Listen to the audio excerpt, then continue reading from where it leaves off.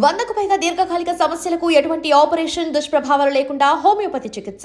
Right wrong పక్షం నిలబడాలి. హ్మ్. నేను రైట్ ఏదైతే దాని పక్కన మీరు నిలబడమని నిల్చుంటారు. హ్మ్. వాళ్ళు అలా నిల్చోరు.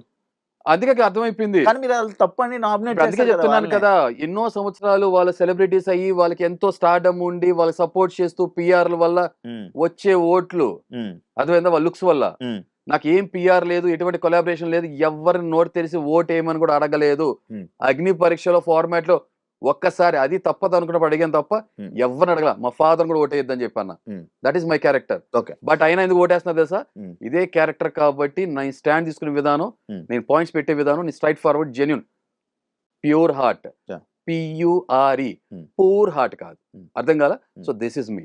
నేను చెప్తున్నా కదా, కంకర్రాలు గురకరాలు కుప్పటి దొరుకుతాయి. Hmm. Diamonds are very rare, precious. Hmm. So ఎక్కువ దొరకవు. So Hmm. I'm different from others. Okay. అంతే సింపుల్. మీరు అదే ఏదైతే ఈ పాయింట్ అన్నారో, నేను ఓటు వెయ్యండి అని అడగనని ఏదైతే అన్నారో, లైక్ ఇంట్లో వాళ్ళు కూడా చెప్పారా ఓటు అడగకండి జనాలని? ఇంట్లో వాళ్ళంటే అంటే మీ ఆ ఇంట్లో క్వశ్చన్ అంటే క్వశ్చన్ చాలా కరెక్ట్ గా ఉంటే ఎవరని మీ స్పెసిఫిక్. వైఫ్ గారు కానీ ఇన్స్టాగ్రామ్ హ్యాండిల్ చేసే వాళ్ళకి కానీ ఓటు వేయండి అని ఎవరిని జనాలను అడగకండి అని చెప్పారు. నేను ఇంట్లోంచి వెళ్ళే వరకు నేను ఎవరిని ఓటేమని అడగల, Hmm. ఓటేమని అడగద్దని కూడా చెప్పా. ఇంట్లోంచి వెళ్ళే వరకు. మరి హౌస్ తర్వాత బయట అది చెప్తున్నా కదే, Hmm. నేను ఇంట్లోకి వెళ్ళిపోయిన తర్వాత బయట ఏం జరిగినా నాకు తెలియదు. మరి అది మరి ఓట్ ఫర్ మీ అని పెట్టారు మీ ఇన్స్టా? ఎవరు ఏ డేట్ లో పెట్టే ఉంది ఒకసారి చెక్ చేయండి. ప్రతిసారి ఉన్నాయి. అదే శివ, నేను మెయిన్ హౌస్ లోకి వెళ్ళక ముందు నా ఆధ్వర్యంలో ఉన్నంత సేపు వరకు నేను ఎవరిని ఓటు అడగలేదు. ఈ విషయం వచ్చింది కదా, ఒక విషయం చెప్తా శివ, మోస్ట్ పర్సనల్ విషయం, చాలా మంది తెలియదు. లగేజ్ హ్యాండ్ ఓవర్ చేయమని అన్నారు. మాకు డేట్ ఇచ్చారు ఫస్ట్ నా. ఆ టైంకి నేను వెళ్ళలేకపోయా. మనకి నిమజ్జనం హడావుడి కూడా నడుస్తున్నాయి కదా ఆ టైంలో, వినాయక చవితి. వెళ్తున్నా కారులో నేను, ఆ టైంలో వర్షాల టైం కూడా. వెళ్తున్న టైంలో నాకు మా చుట్టాలైన ఒక ఆయన కాల్ చేశారు. కాల్ చేసి, నాన్న హృదయ మానవ్, హరిత హరీష్ కాకుండా కొంచెం ఇంటి పేరు వాడచ్చు కదా. ఓకే, చుట్టాలు అవుతారు. నేను చిన్నప్పటి నుంచి నాకు అసలు ఇంటి పేరు ఏం లేదు. నా క్యారెక్టర్కి నా ఒంటి పేరు, తల్లిదండ్రులు పెట్టిన పేరు అంతే. తర్వాత నా లైఫ్ పార్ట్నర్ వచ్చినాక హరిత హరీష్ గారు. అవునా, నేను మనిషిని, ఇండియన్ని రెండే నమ్ముతా బలంగా, ఇంకేం నమ్మను నేను స్ట్రాంగ్ గా. అలాంటిది ఈయన సలహా ఇస్తున్నప్పుడు ఆయన సాఫ్ట్ గా స్మార్ట్ గా తర్వాత మాట్లాడదాము నేను వెళ్తున్నానని చెప్పాను. తర్వాత వెళ్ళిన తర్వాత అక్కడ హ్యాండ్ ఓవర్ చేస్తున్నప్పుడు మా ఫాదర్ కాల్ చేస్తే, మా ఫాదర్ నాకు ఇదే ఉచిత సలహా ఇస్తున్నప్పుడు మా ఫాదర్ రిటర్న్ వచ్చేప్పుడు కార్లో ఏమన్నది సార్, 43 సంవత్సరాల నా లైఫ్, ఊహ వచ్చినప్పుడు నుంచి ఎలా బతుకుతున్నా, నువ్వు నన్ను నాకుగా చూసి ఓటు ఎవరన్నా వేస్తానంటే వేయమను.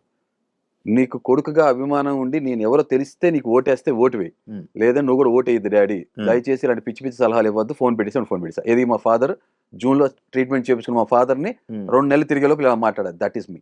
ఓకే. అంత నిబద్ధతో ఉంటా. మరి ఓటు వేయమని అడిగిన తర్వాత కూడా మీకు ఓటు వేయకపోవడం కారణం ఏంటి? నేను నచ్చలేదేమో, అర్థం కాలేదేమో జనానికి. మరి ఆ రోజు రెండిట్లో అగ్ని పరీక్షలో నచ్చినప్పుడు ఈ రోజు ఎందుకు నచ్చలేదు? ఏది అగ్ని పరీక్షలో మీరు నచ్చే కదా ఓటేసి పంపించారు, ఈ రోజు ఎందుకు నచ్చలేదు? అదే మెగాస్టార్ చిరంజీవి అంటే ఇష్టపడ్డా. నేను అదే చెప్తున్నా బ్రదర్, మెగాస్టార్ చిరంజీవి అన్ని మూవీస్ అన్ని అంతే కలెక్షన్స్ రావు కదా. అవునా, కొన్నిసార్లు కొన్ని నచ్చితే కొన్ని నచ్చకపోవచ్చు. సో ఈసారి అంటే హౌస్ లో ఉన్నప్పుడు కొన్ని నచ్చపోవచ్చు. అదే చెప్పలా, రాంగ్ ఇంటర్ప్రిటేషన్. ఇప్పుడు సినిమా అనేది నిజ జీవితానికి అర్థం పట్టేలాంటిది సినిమా.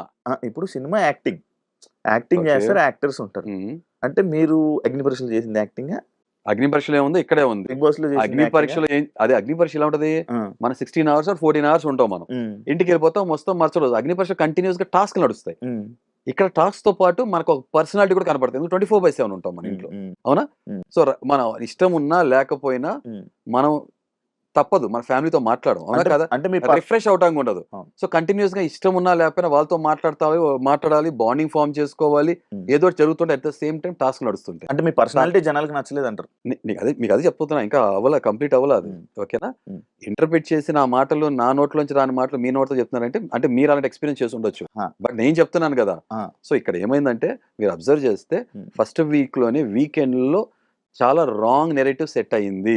నేను అనని పదాలు నేను అన్నానని, ఓకే, నన్ను అన్న పదాలు అసలు మాటలే కాదని, తర్వాత ఒక యాక్షన్ కి రియాక్షన్ కూడా వక్రీకరించి నేను అది కాందని హీనంగా చూస్తారని 4 రకాల ముద్దలు పడినాయి.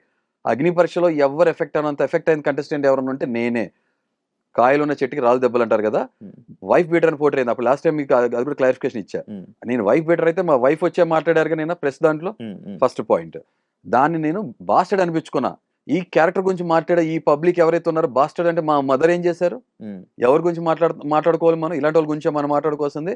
నేను ఎవరికి ఇంటర్వ్యూ అన్నానంటే మీడియా మిత్రులు కొంతమంది లేదు సార్ మీరు ఎక్కువ ఎఫెక్ట్ అయిన కంటెస్టెంట్స్, మీరు మీ వాయిస్ వినిపించాలి, మీ ఛానల్లో కూడా మాట్లాడలేదు, మీరు ఎక్కడ, మీకు ఆ ధైర్యం ఏంటి అన్నప్పుడు ఓకే, ఎందుకంటే నాకు పర్సనల్ లైఫ్ ఎఫెక్ట్ అవుతుంది కానీ అప్పుడే మాట్లాడారు, మీకు కూడా అప్పుడే ఇంటర్వ్యూ ఇవ్వడం జరిగింది, అవునా కాదు?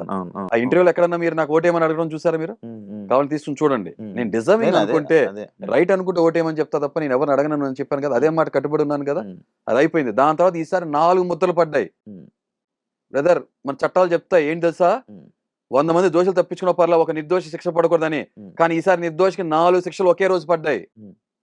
అయినా స్టిల్ శిక్ష ఏంటి, ఏది రెడ్ ఫ్లవర్ అని నేను ఎవరిని అనలేదు. ఒకళ్ళు మాట్లాడుకో మీ తర్వాత మీకు తెలుసో లేదో ఒకసారి ఇది కూడా రెడ్ ఫ్లవర్ ఏ సిచ్యువేషన్ లో అన్నారు ఒకసారి చెప్పండి. అదే చెప్తాను కదా, మీకు కన్స్ట్రక్ట్ గా 2 విషయాలు క్లబ్ ఒకదానికి ముడిపడి ఉంటాయి. నేను చూసాను, మీరేం చూసారో ఇంకా క్లియర్ గా లేదు. ప్రియా ఇలా ఇస్తుంది రెడ్ ఫ్లవర్ ఇస్తానని ఈ మూక అంటది, అప్పుడు మీరు ఏమన్నారు, నార్మల్ గా ఏమన్నారు? రెడ్ ఫ్లవర్ ఇద్దాం అనుకుంటున్నారు, ఇస్తానంటున్నారు అది అన్నాను తప్ప నేను ఇమాన్యుల్ రెడ్ ఫ్లవర్ అనలా. రెడ్ ఫ్లవర్ ఆయన కరెక్టే ఇది అని అన్నారు. సరే ఓ పని చేద్దామా శివ, ఓ పని చేద్దామా, నేను అది విత్ డాక్యుమెంటరీ ప్రూఫ్ ఇస్తాను, నేను కరెక్ట్ అయితే జస్ట్ నా 10,000 రూపాయలు ఇవ్వండి, మీరు కరెక్ట్ అయితే 1,00,000 రూపాయలు ఇస్తా. నా దగ్గర 10,000 బ్రదర్, నేను 1,00,000 రూపాయలు ఇస్తా అంటున్నా, మీరు 10,000 ఇమ్మంటున్నా. నా దగ్గర లేవు. అయ్యే బ్రదర్, గట్ కాస్తే దమ్ముంటే, గట్స్ ఉంటే, వెన్నుపోస్తుంటే, దమ్ముంటే, తినేది ఉప్పు కారం అయితే ఈ ఛాలెంజ్ రెడీ అవ్వాలి. Are you ready for that? ఎందుకంటే అక్కడ జరిగినప్పుడు అది నాకు, నేను ఎవరిని కూడా అన్న మనిషిని, మీకు అర్థమైంది కదా పర్సనాలిటీ, నా నోటముట ఈ మాట వచ్చిందా అని చెప్పి నేను సర్ప్రైజ్ అయ్యి ఐ క్విట్ అన్నా. అప్పుడు మొత్తం కాంటెక్స్ట్ తెలియదు, కానీ బయటకు వచ్చిన తర్వాత బ్రదర్, బయటకు వచ్చిన తర్వాత ఆ ఫుటేజ్ ని నేను సేకరించి నాకు సంబంధించిన వాళ్ళు స్లో మోషన్ లో వినిపించారు, క్లియర్ గా నాకు అర్థమైంది కదా. చెప్పండి. యాక్చువల్లీ మీరు బట్ట కాల్చి మొహం మీద వెళ్ళిపోతా అంటే మీరు స్టాండ్ ఉండాలి శివ. బ్రో నేను అదే స్టాండ్ లో ఇంకా ఇదే అన్నారు ఇందాక స్టార్టింగ్, నేను అతను ఇది అన్నప్పుడు మన వాళ్ళు శివ ఇంకా 4 రోజులు ఫేస్ చేయలేదు అనుకో. బ్రో వినండి, అర్థం కాదు, ముందు దాని గురించి మాట్లాడుకోవాలి కదా. అదే ఛాలెంజ్ మీకు దీని గురించి మాట్లాడుతున్నాను. మీరు ఇప్పుడు దీని గురించి మీరు విన్నారు, ప్రియా ఇలా జరిగింది అని అన్నారు కదా, దానికి ఓకేనా? ఒక్క నిమిషం, అది కంప్లీట్ అయిపోతే ఒక్క నిమిషం ఉండదు, నేను ఛాలెంజ్ రెడీ, ఎందుకంటే నా దగ్గర 10,000 లేవు కాబట్టి. Okay clarity. అదేం బ్రదర్, అంత శాలరీ తీసుకుంటున్నారు, ఒక బిగ్ బాస్ ఎక్స్ కంటెస్టెంట్ ఈ దాంట్లో ఉన్నారు, యూనో యాంకర్ శివ అంటే మంచి రెప్యుటేషన్ ఉంది, 10,000 రూపాయలు ఎంత మీకు జుజీబీ, మీ చెప్పులు కొనుక్కున్నంత అవ్వదు, మీ డ్రెస్ అంత అవ్వదు, స్మార్ట్ వాచ్ చేసుకున్నారు శివ. చిన్న పాయింట్ ఏం శివ వెనకడిగేటమ్మా, అరే మాట తప్పరు మడం తిప్పరు అనుకున్నా శివ భయపడ్డారు ఏంటి పాపం. సరే ఓకే, ఇది కాదు, ఇది రూల్ అవుట్ అయిపోయిందా, ఇది రూల్ అవుట్ అయిపోయిందా, నెక్స్ట్ పాయింట్ వెళ్దామా? నేను పాయింట్ చెప్పండి. ఇప్పుడు మీరు అన్నారు రెడ్ రోజు, రెడ్ రోజ్ కాదు, రెడ్ ఫ్లవర్. మీరు ఇందాక ఒక మాట అంటున్నప్పుడు స్టార్టింగ్ మీరు ఒకటి అన్నారు, మన వాళ్ళు తెలుగు చదువుకోక ఇంగ్లీష్ మీడియం చదువుకొని ఏది పడితే అది మాట్లాడుతున్నారు, అతను అంటే అది సింగులరా ఏదో వర్డ్ అని మీరు అన్నారు కదా, ఏకవచనం అని అన్నారు కదా.